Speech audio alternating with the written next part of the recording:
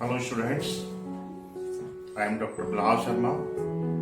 In today's lecture, we will discuss about the basic introduction of excretory system of a human body. तो आज के इस lecture में हम ह्यूमन बॉडी के एक्सक्रीटरी सिस्टम से रिलेटेड बेसिक इंट्रोडक्शन के बारे में डिस्कस करेंगे. तो excretory organ is also known as, you must remember. Today we will discuss about that human excretory system. तो आज के लेक्चर में हम किसके बारे में डिस्कस करेंगे? ह्यूमन एक्सक्रीटरी सिस्टम के बारे में डिस्कस करेंगे. तो ह्यूमन के जो, you must remember, not only the human, किसी भी एनिमल के एक्सक्रीटरी ऑर्गन को हम बोलते हैं organ of homeostasis. So, you must remember that excretory organ is also known as organ of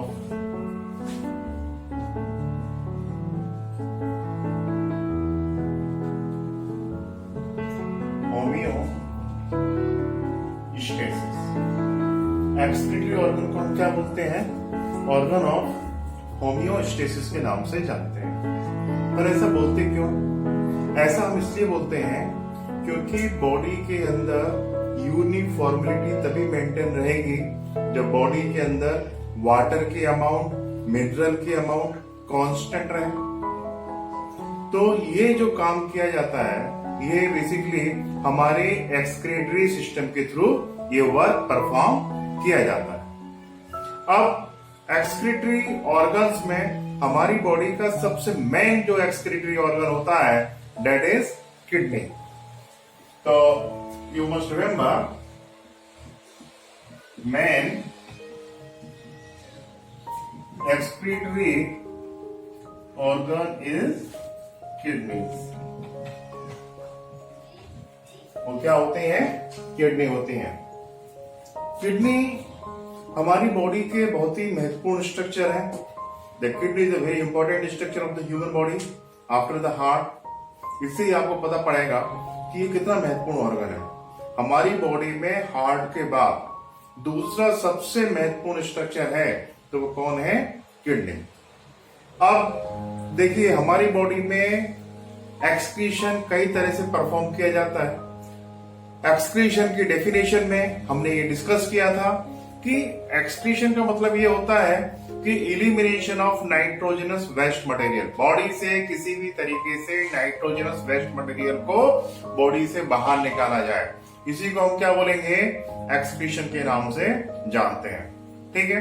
तो अब एक्सक्रीटरी ऑर्गन कौन कौन से होंगे, इसको डिस्कस करने के पहले मैं आपको बता दूं कि देखिए, एक्सक्रीटरी ऑर्गन का मतलब जरा समझो और इसके फंक्शन को जरा समझिए. ऐसे एक्सक्रीटरी स्ट्रक्चर जिनका मेन काम केवल एक्सक्रीशन करना ही है, इसके अलावा ये कोई दूसरे अदर वर्क को इतना महत्वपूर्ण तरीके से नहीं कर रहे, वो होंगे हमारे लिए प्राइमरी एक्सक्रीटरी ऑर्गन. अच्छा, कुछ ऑर्गन ऐसे भी होते हैं जो इस प्राइमरी एक्सक्रीटरी ऑर्गन की हेल्प करते हैं.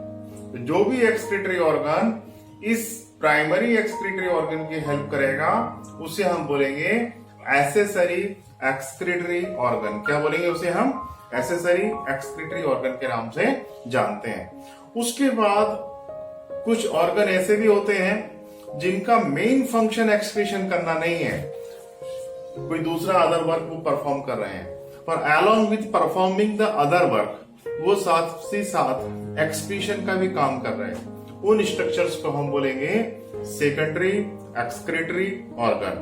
तो इस तरह से हमारी बॉडी में जितने भी एक्सक्रीटरी ऑर्गन होते हैं, हम उन्हें रफली 3 कैटेगरी में क्लासिफाइड कर सकते हैं: primary excretory organ, secondary excretory organ और इसके साथ साथ accessory excretory organ.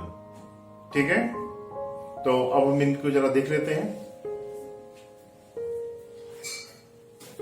First of all, we discuss about primary excretory organ. तो हमारा जो प्राइमरी एक्सक्रीटरी ऑर्गन है, ये हमारा जो मेन एक्सक्रीटरी ऑर्गन है, प्राइमरी एक्सक्रीटरी ऑर्गन, तो हमारा मेन या प्राइमरी जो एक्सक्रीटरी ऑर्गन है, इसे हम मेन भी बोल सकते हैं, मेन एक्सक्रीटरी ऑर्गन। तो ये कौन सा होता है हमारी बॉडी में? ये होता है किडनी। ये तो हो गया primary excretory organ. Primary excretory organ के अलावा कुछ ऑर्गन ऐसे भी हैं जो कि मेन फंक्शन जिनका एक्सक्रीशन नहीं है, पर फिर भी वो एक्सक्रीशन में हेल्प कर रहे हैं। उन्हें हम बोलेंगे सेकेंडरी एक्सक्रीटरी ऑर्गन। तो next is secondary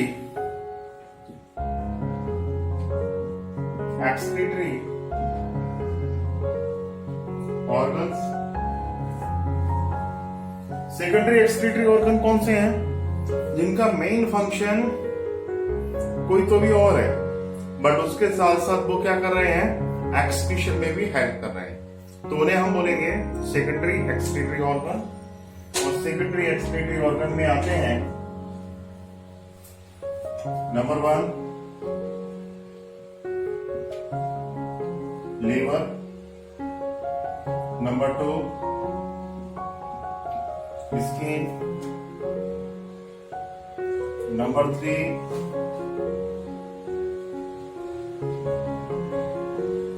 salivary glands,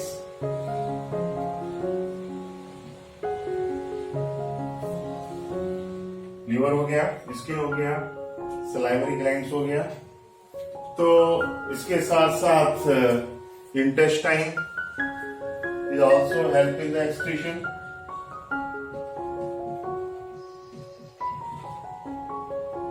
तो ये हमारे सेकेंडरी एक्सक्रीटरी ऑर्गन है। ये हमारे क्या है? Secondary excretory organ. Secondary excretory organ का प्राइमरी फंक्शन कोई तो भी और है, दूसरा कोई तो भी और वर्क है, बट उसके साथ साथ वो एक्सक्रीशन में भी हेल्प कर रहे हैं। तो secondary excretory organ is that organ that indirectly support in excretion. इनका मेन फंक्शन एक्सक्रीशन नहीं है, बट इनडायरेक्टली किसमें हेल्प कर रहे हैं? एक्सक्रीशन में। इसमें हम लंग्स को भी इंप्रूव कर सकते हैं।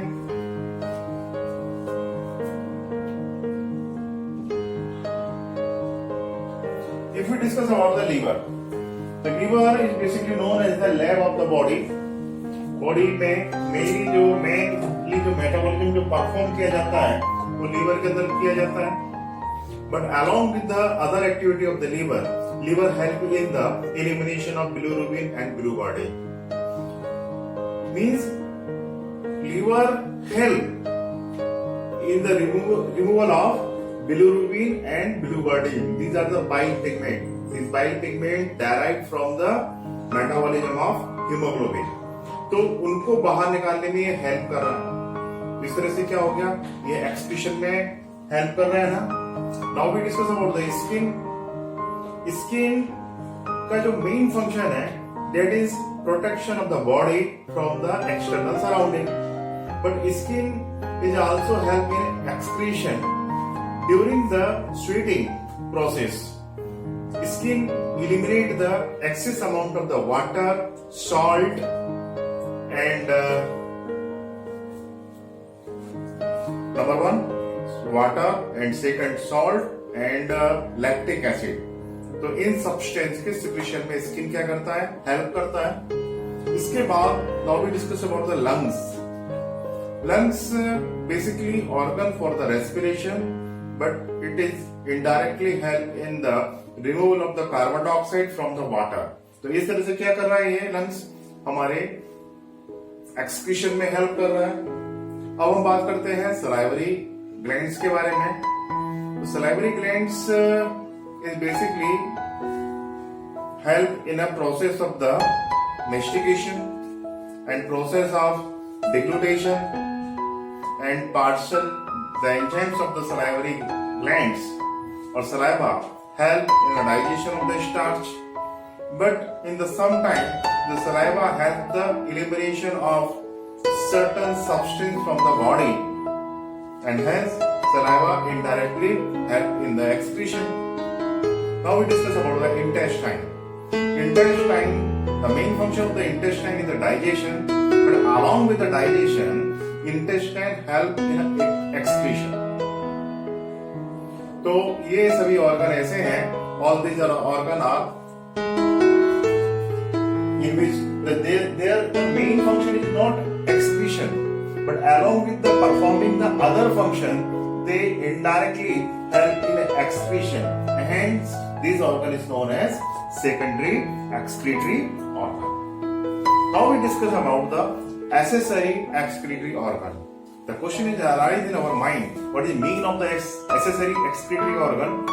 The accessory excretory organ is those organ that help the main or primary excretory organ for elimination of waste product. तो accessory excretory organ वो organ होते हैं जो कि प्राइमरी एक्सक्रीटरी ऑर्गन की हेल्प करते हैं एलिमिनेशन ऑफ वेस्ट प्रोडक्ट। अब किडनी की हेल्प कौन करेगा? किडनी से जो एसोसिएटेड स्ट्रक्चर्स होंगे जिनके थ्रू यूरिन को बाहर निकाला जा रहा है वो हमारी किडनी की हेल्प करेंगे। तो वो सभी स्ट्रक्चर किसमें आएंगे? All these structure come include the accessory excretory organ. अब इसमें कौन कौन से स्ट्रक्चर होते हैं इसमें देखिए। Now we discuss about the accessory excretory organ.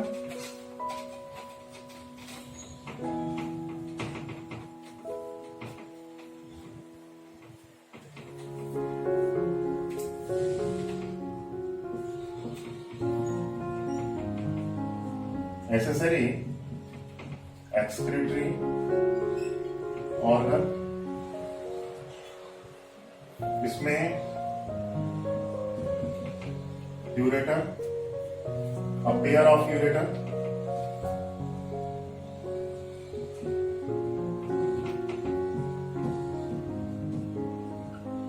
next urinary bladder, next urethra.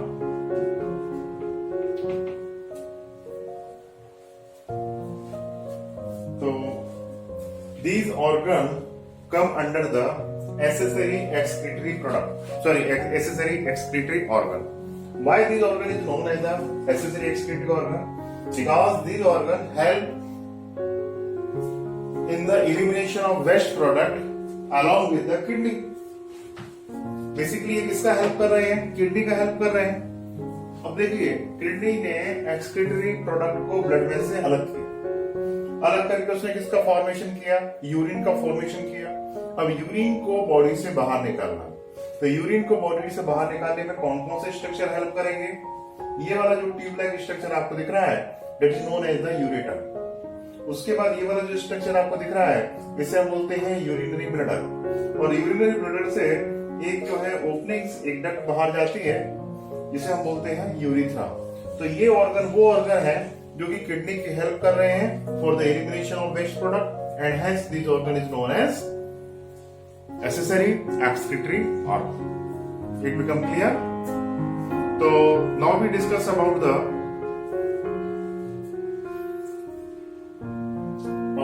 This accessory excretory organ. Kidney के स्ट्रक्चर के बारे में हमने अपने पुराने लेक्चर्स में डिस्कस कर लिया है। किडनी किस तरह की होती है, कहाँ होती है, हमने अपने पुराने लेक्चर्स में आपको बताया था कि kidney basically mesodermal originated structure होता है। किडनी हमारे बॉडी के जो है थोरेसिक रीजन में बेसिकली प्रेजेंट होती है। ये बॉडी के बैक साइड में प्रेजेंट होती है। इसकी लोकेशन कहां से कहां तक होती है? तो किडनी हमारी जो होती है वो थोरेसिक लास्ट थोरेसिक वर्टिब्रा से लेकर हमारे सेकंड लंबर वर्टिब्रा तक प्रेजेंट होती है। मतलब कि किडनी की लोकेशन क्या होगी? किडनी की लोकेशन होगी T12, मतलब कि लास्ट थोरेसिक वर्टिब्रा, उसके बाद L1 और L2, मतलब फर्स्ट लंबर वर्टिब्रा और सेकंड लंबर वर्टिब्रा। तो ये पोजीशन पे हमारी किडनी जो होती है वो प्रेजेंस होती है। मैंने आपको बताया था कि किडनी की पोजीशन रेट्रोपेरिटोनियल होती है, मतलब किडनी का आधा पोर्शन पेरिटोनियल मेम्ब्रेन में फंसा हुआ है, मतलब अंदर है, पेरिटोनियम कैविटी के अंदर है, और आधा पोर्शन थोड़ा सा बाहर की साइड में, मतलब पेरिटोनियम का कवरिंग केवल आधी किडनी के ऊपर है। जैसे आपने दही बड़े वगैरह देखे ना, उसके ऊपर कई बार चटनी डाल देते हैं तो ऊपर ऊपर चटनी दिखाई देती है, नीचे जो है ऐसी खाली टला दिखाई देता है, ठीक है। उसी तरह से आप क्या देखेंगे कि किडनी के आउटर रीजन पे, आधे रीजन पे तो पेरिटोनियम का कवरिंग है ऊपर की तरफ, पीछे का पोर्शन उसका बाहर है, पेरिटोनियल कवरिंग के बाहर है। तो such type of condition is known as retroperitoneal position. अब आप इसमें एक बड़ी अजीब बात देखेंगे कि हमारी राइट किडनी थोड़ी नीचे की साइड में है और लेफ्ट किडनी थोड़ी सी ऊपर की साइड में है, तो थोड़ी सी इनकी पोजीशन सेम नहीं होती है, थोड़ी सी डिफरेंट होती है। राइट किडनी नीचे क्यों होती है? Due to the presence of liver. Liver काफी एरिया ऑक्यूपाई करता है, इसलिए राइट किडनी थोड़ी नीचे की साइड में होती है। अब लेफ्ट साइड में कुछ ऐसा ऑर्गन नहीं है, मेजर ऑर्गन नहीं है, तो लेफ्ट किडनी थोड़ी सी ऊपर की साइड में आपको देखने को मिलती है। तो किडनी के बारे में तो हमने पुराने लेक्चर्स में डिस्कस कर लिए। अब इसके बाद हम रिमेनिंग जो एसेसरी स्ट्रक्चर्स हैं थोड़ा सा इसके बारे में डिस्कस करेंगे। किडनी के ऊपर एक ग्लैंड्स होती है जो कि एक तरह की एंडोक्राइन ग्लैंड है, जिसे हम बोलते हैं एड्रिनल ग्लैंड। ये कौन सी ग्लैंड है? Adrenal gland. This gland is known as adrenal gland. तो एड्रिनल ग्लैंड किडनी के ऊपर जरूर प्रेजेंट है, पर एनाटॉमिकली, फिजियोलॉजिकली इसका किडनी के साथ कोई कनेक्शन नहीं है। ओके, तो ये हमारी किडनी है। किडनी में हमने डिस्कस किया था कि इसका outer portion is known as the cortex, middle portion is known as the medulla. तो हमारी किडनी जो होती है उसकी लेंथ अप्रोक्सीमेटली 10 सेंटीमीटर होती है, उसकी जो ब्रिथनेस होती है वो अप्रोक्सीमेट 5 सेंटीमीटर होती है, उसकी थिकनेस जो होती है वो 4 सेंटीमीटर समथिंग होती है। किडनी रेडिश ब्राउन कलर के स्ट्रक्चर्स होते हैं। किडनी का जो स्ट्रक्चर होता है वो कुछ पियर शेप स्ट्रक्चर होता है, या आपने बीन शेप जो है इसका स्ट्रक्चर होता है। किडनी का स्ट्रक्चर कैसा है? बीन शेप स्ट्रक्चर होता है इसका। अब किडनी से जो एसोसिएटेड स्ट्रक्चर्स हैं वो कौन कौन से हैं? Number 1 ureter, second urinary bladder and last is urethra. तो हम इनको अब डिस्कस करते हैं। अब हम बात करते हैं एसेसरी एक्सक्रीटरी ऑर्गन में first structure, that is a pair of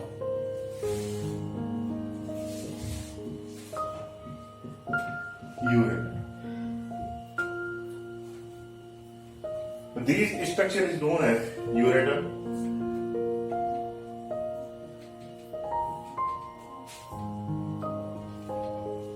So first question is arise, what is the ureter?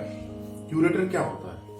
तो ureter a pair of narrow muscular tube which propel the urine from kidney to urinary bladder.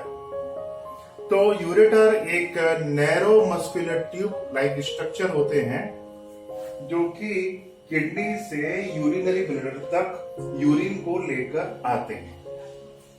ठीक है, it become clear. तो ये कैसे हैं? These are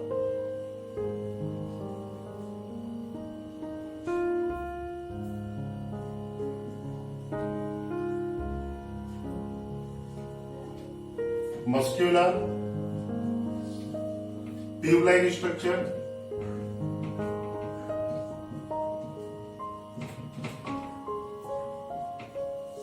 ये muscular tube-like structure होते हैं।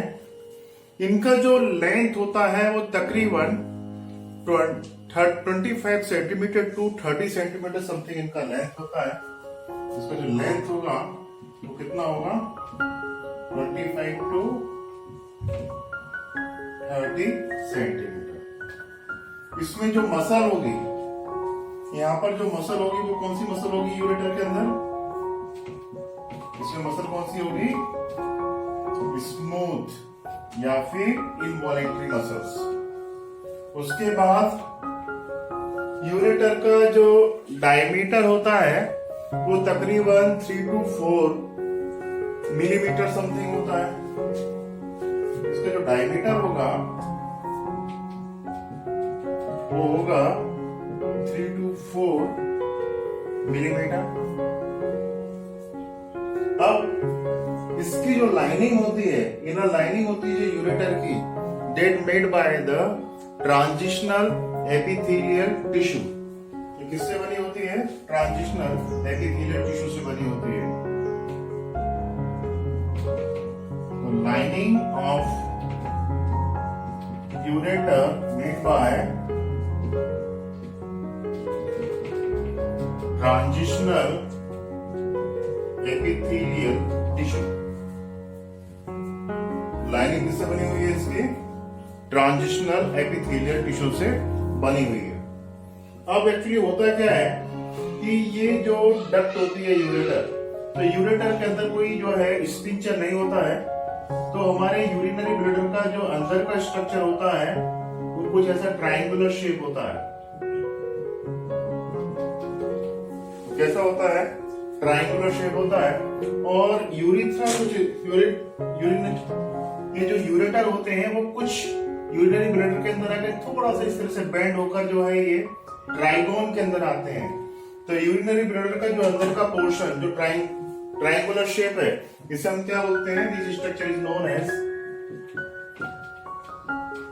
ट्राइगोन। इस स्ट्रक्चर को हम क्या बोलेंगे? ट्राइगोन के नाम से जानेंगे। तो देखिए इस यूरेटर में कोई स्पिंचर नहीं है। यहां से यूरिन आ रहा है और यूरिन कहां फिलअप हो रहा है? यूरिनरी ब्लैडर में फिलअप हो रहा है।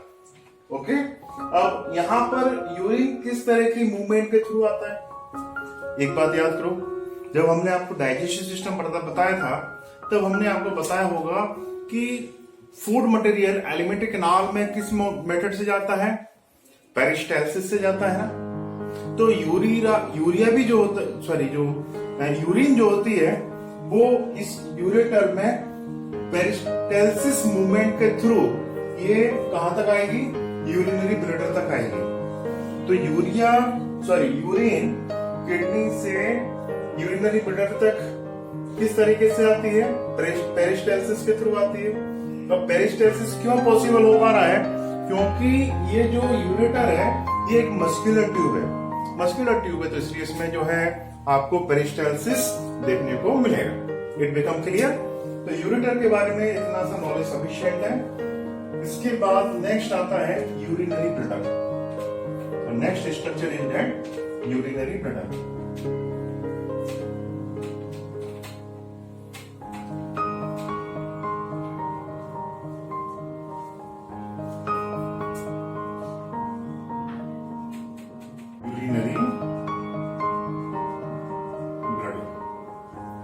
स्टूडेंट एक चीज याद रखिए, वर्टिब्रेट्स में जैसे वर्टिब्रेट्स जो कि यूरिक एसिड के फॉर्म में एक्सक्रीशन कर रहे हैं उनमें आपको यूरिनरी ब्लैडर देखने को नहीं मिलेगा। ठीक है, तो यूरिनरी ब्लैडर देखिए, ये आपको यूरिनरी ब्लैडर दिख रहा है। ये कैसा स्ट्रक्चर है? ये यूरिनरी ब्लैडर सिंगल स्ट्रक्चर है। ये हमारी बॉडी के लोअर पेल्विक रीजन में प्रेजेंट होता है। कहां प्रेजेंट होता है? ये पेल्विक रीजन प्रेजेंट होता है। ये पायरीफॉर्म स्ट्रक्चर होता है, पियर शेप स्ट्रक्चर होता है। किडनी कैसी है? Bean shape. और हमारा ये यूरिनरी ब्लैडर किस तरह का स्ट्रक्चर है? पायरीफॉर्म स्ट्रक्चर है, मतलब कि पियर शेप स्ट्रक्चर है। ठीक है, इसका जो शेप होता है वो एक छोटे से बैग जैसा होता है और ये काफी स्ट्रेचेबल स्ट्रक्चर होता है। अब देखो इसके स्ट्रक्चर को हम बेसिकली 3 पार्ट में डिवाइड कर सकते हैं, बॉडी, नेक और ट्राइगोन। पर हमारे नीड के मतलब से ये कोई महत्वपूर्ण नहीं है। इतना याद रखिए कि इसके अंदर जो यूरिनरी ब्लैडर होता है इसकी लोकेशन क्या है? ये कैसा स्ट्रक्चर है? सिंगल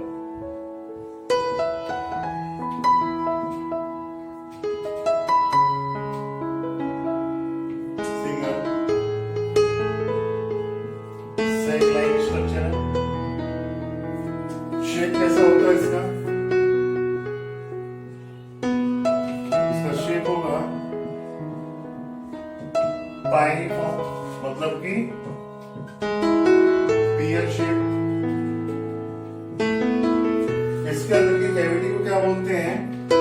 इसके अंदर की जो कैविटी होगी इसे हम बोलेंगे ट्राइगोन।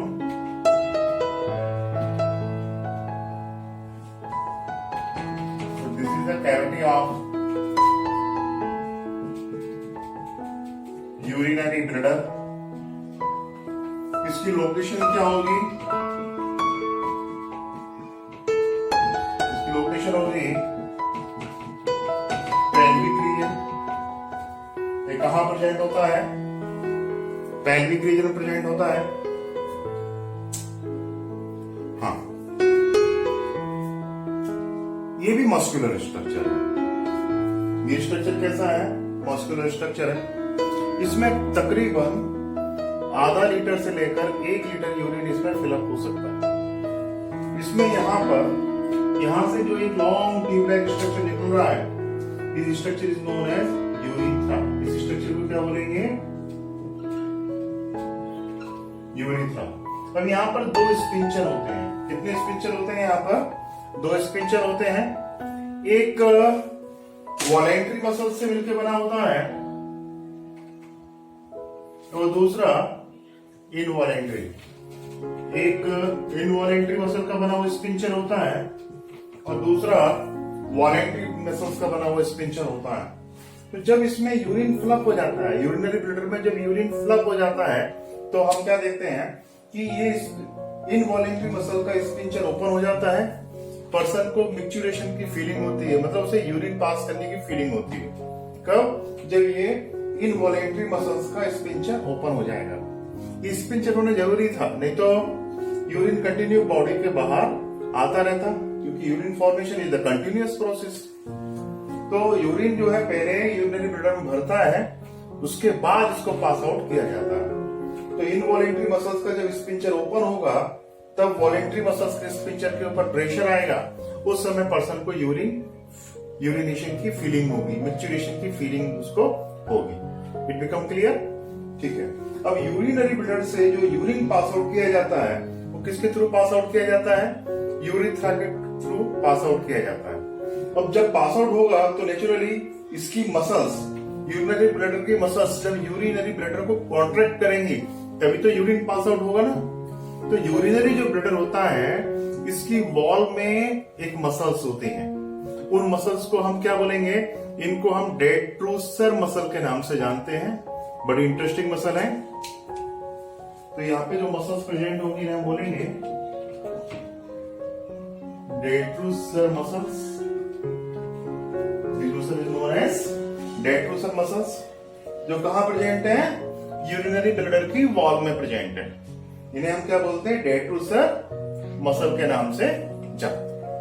अब ये क्लियर हो गया? तो क्वेश्चन यहां पर याद रखिएगा कि यूरिनरी ब्लैडर की वॉल में कौन सी मसल्स हैं? Detrusor muscles. यूरिनरी ब्लैडर के अंदर की जो लाइनिंग होती है, यहाँ पे आपको ट्रांजिशनल एपिथेलिया देखने को मिलेगी। कौन सी एपिथेलिया देखने को मिलेगी?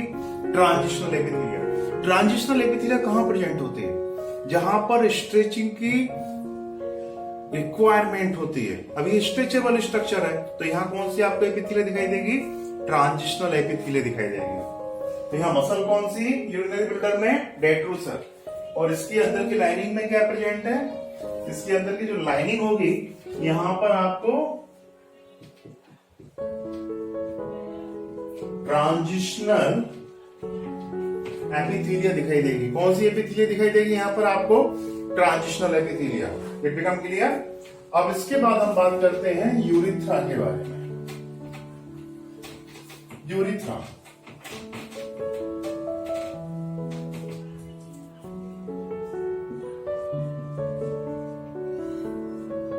यूरिथ्रा तो यूरिनरी ब्लैडर से आप क्या देखेंगे कि एक डक्ट निकलती है जो कि बाहर जाकर ओपन होती है। इसे हम क्या बोलते हैं? इसे हम बोलते हैं यूरिथ्रा के नाम से जानते हैं। अब यूरिथ्रा जो होती है, फीमेल में इसकी जो लेंथ होती है, तो यूरिथ्रा क्या है? ट्यूब लाइक स्ट्रक्चर है। Tube like structure. फीमेल में इसकी लेंथ कितनी? Approximate 4 centimetre. और मेल में यूरिथ्रा की लेंथ कितनी होती है? अप्रोक्सीमेट इसकी लेंथ होती है 12 to 15 सेंटीमीटर। तो मेल में यूरिथ्रा की जो लंबाई होती है मेल 12 to 13 सेंटीमीटर, या ये काम करते हैं 20 सेंटीमीटर मेंशन कर देते हैं। कितनी होती है? 20 सेंटीमीटर समथिंग मेल में इसकी लेंथ होती है। ओके, मेल में यूरिथ्रा की लेंथ 20 सेंटीमीटर होती है। मेल में यूरिथ्रा जो होती है ये 3 पार्ट में डिवाइडेड होती है। मेल के अंदर यूरिथ्रा, पहला प्रोस्टेट यूरिथ्रा, उसके ऊपर प्रोस्टेट ग्लैंड होती है। दूसरा मेम्ब्रेनस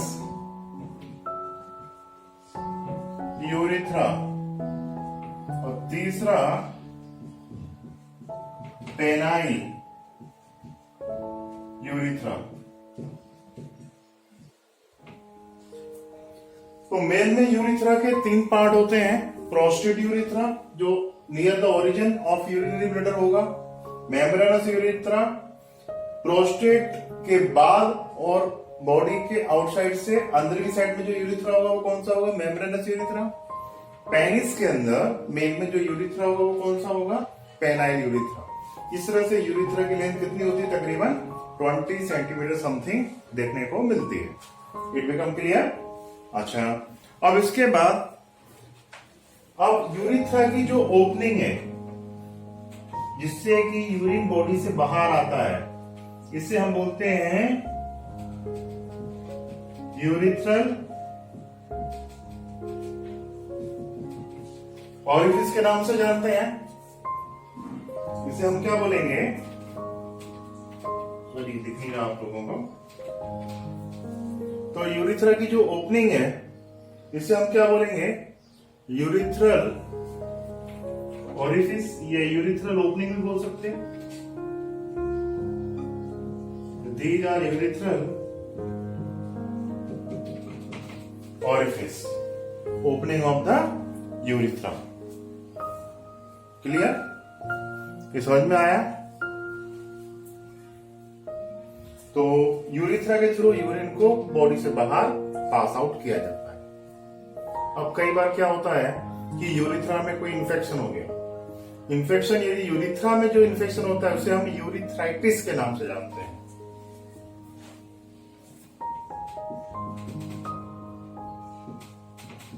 यूरिथ्राइटिस। और मान लीजिए कि इन्फेक्शन इस पूरे के पूरे यूरिनरी ट्रैक में हो गया इन्फेक्शन, तो इसे हम क्या बोलेंगे? इसे हम बोलेंगे यूरिनरी ट्रैक्ट इन्फेक्शन।